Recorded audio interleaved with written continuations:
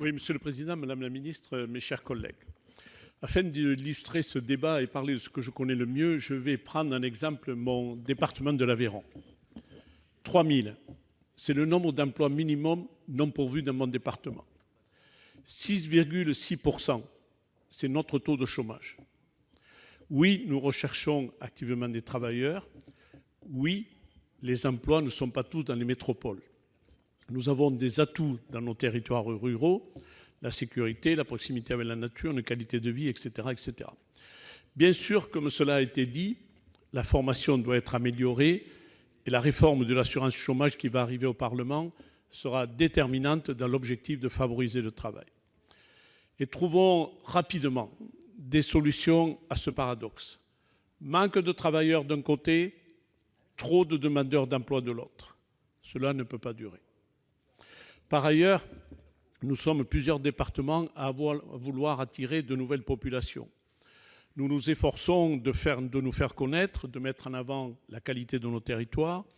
Et par exemple, lorsque j'étais président du département, j'avais créé un site dénommé l'Aveyron Recrute qui permet de recenser les offres d'emploi disponibles sur ce département de l'Aveyron.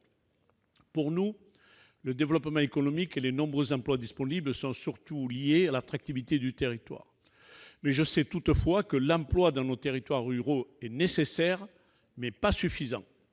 Et pour cela, le maintien de services publics de qualité est indispensable, à l'accès à la santé, à l'éducation, au très haut débit, etc., etc.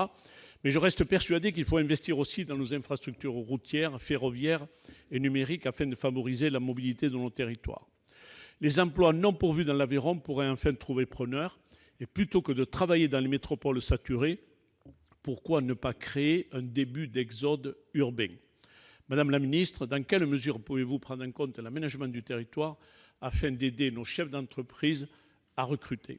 Je vous remercie. Madame la ministre. Monsieur le sénateur, je pense que vous soulevez deux questions importantes. La première, c'est que les territoires ne sont pas du tout dans la même situation vis-à-vis du chômage. Déjà en taux, l'Aveyron, c'est 6,8%. En Mayenne, on est aujourd'hui à 5,8%, sur une moyenne nationale à 9,1%. Donc, mais on a des départements à 18% et dans les Outre-mer à 25 ou 30% de chômage. Et évidemment, la stratégie ne peut pas être la même selon le taux de chômage.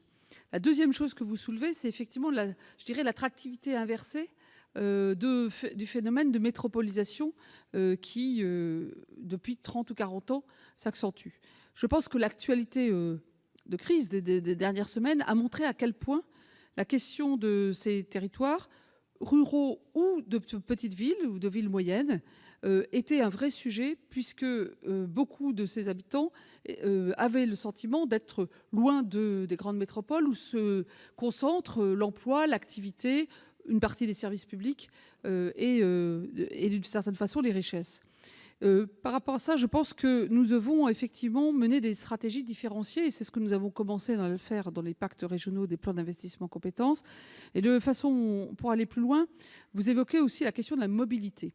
Alors, après la compétence, le deuxième frein, c'est la mobilité. Un Français sur 4 dit que dans sa vie, il a refusé une formation, un emploi, faute de mobilité.